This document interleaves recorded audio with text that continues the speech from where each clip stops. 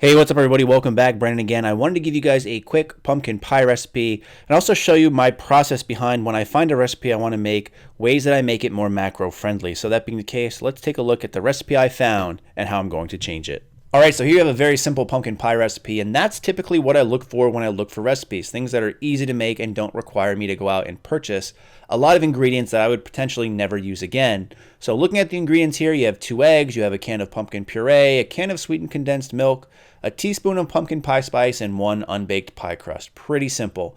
Now, of course, you could get more fancy and make the crust yourself, as well as you could probably craft the pumpkin pie spice if you really wanted to.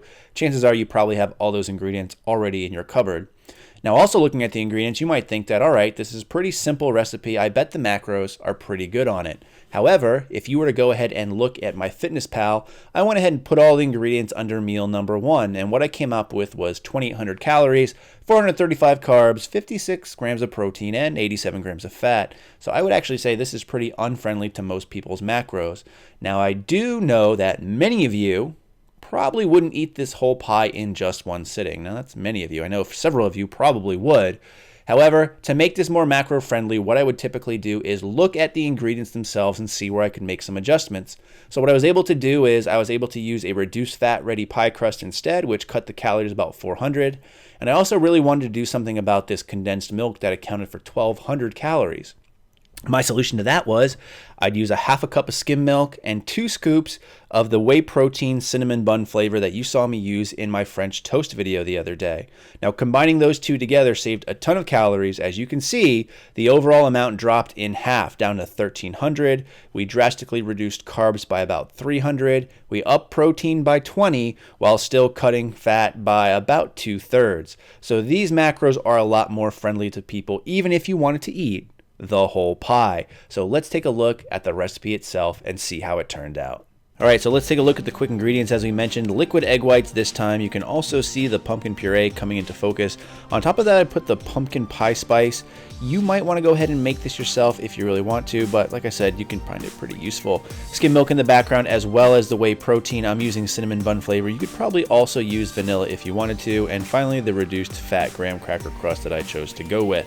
So after you have all the ingredients, you're going to want to get a big bowl, and while you're mixing these all together, you might want to go ahead and preheat the oven to 425 degrees. That way it's ready when the bowl ingredients are. And as you can see, all I'm doing is mixing in these ingredients. So again, a half a cup of skim milk. I'm using a 1/3 of a cup here of liquid egg whites. Add that on top to 2 scoops of whey protein. You might want to add more if you want more protein in it. It's really up to you. A teaspoon of the pumpkin pie spice. Then we're just going to simply mix this all together. And once it's thoroughly mixed, we're going to get our pumpkin pie crust out and just put in our solution here. Just go ahead and put it in. Don't worry if it doesn't reach the top, as oftentimes this will rise when baking.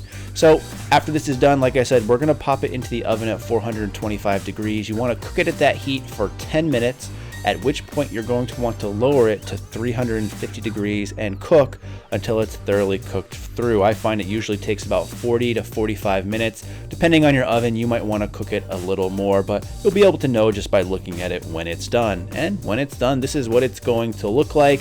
I chose to cut this up into 4s, so for each serving, 4 servings in this case, you'll see the macros on the screen right now. I would also probably suggest adding in some kind of sweetener of your choice. It makes it really desirable, as you can tell here by the dog wanting to get up and get some. So, as always everybody, thanks for watching, and in the meantime, stay big.